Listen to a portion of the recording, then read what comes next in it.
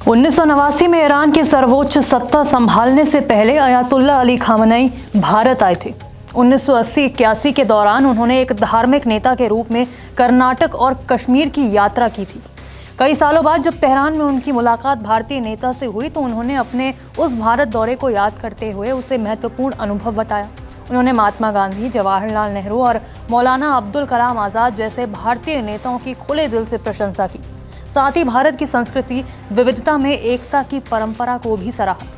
इन बातों से ये संकेत मिलता है कि ईरान के सर्वोच्च नेता और भारत के बीच केवल कूटनीति की नहीं बल्कि एक व्यक्तिगत और भावनात्मक जुड़ाव भी रहा है। खामनई का भारत दौरा जो है वो कर्नाटक में हुआ था। खामनई ने अक्टूबर 1981 के आसपास कर्नाटक के चिकबल्लापुर जिले के अलीपुर गांव का दौरा किया था। ये यात्रा तब की थी जब वो ईरानी राजनीति और धर्म के शुरुआती चरण में थे और ईरान की इस्लामिक क्रांति के बाद दुनिया भर में सांस्कृतिक धार्मिक संपर्क बढ़ाने का प्रयास चल रहा था। इस यात्रा के दौरान उन्होंने एक अस्पताल के उद्घाटन कार्यक्रम में हिस्सा लिया।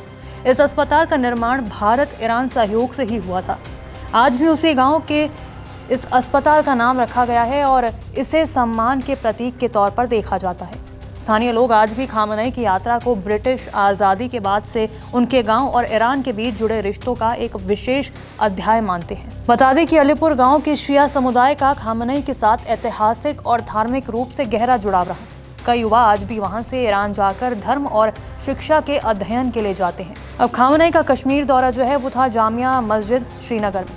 खामनई ने कश्मीर का दौरा 1980 या 1981 में किया था जब वो युवा धार्मिक शिक्षक थे। उन्होंने श्रीनगर की ऐतिहासिक जामिया मस्जिद में शुक्रवार की नमाज के दौरान हिस्सा लिया।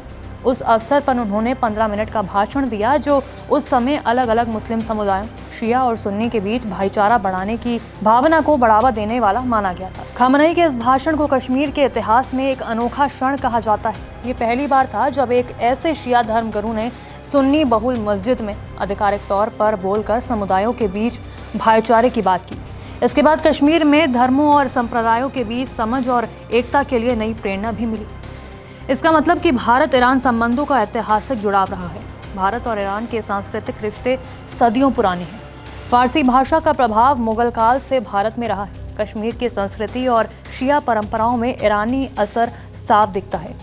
अब 1980 में रणनीतिक संबंध की बात करें तो भारत ने 1979 की क्रांति के बाद भी ईरान से संबंध बनाए रखे। उस समय शीत युद्ध चल रहा था। भारत गुटनिरपेक्ष नीति पर था।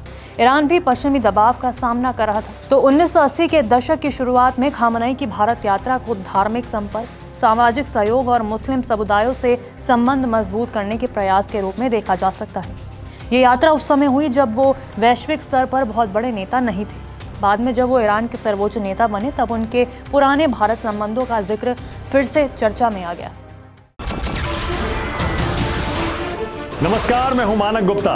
अगर आपको हमारा ये वीडियो पसंद आया हो तो इसे लाइक और शेयर जरूर करें और हाँ, हमें सब्सक्राइब और फॉलो करना ना भूलें ताकि आप देश और दुनिया की कोई खबर मिस ना करें।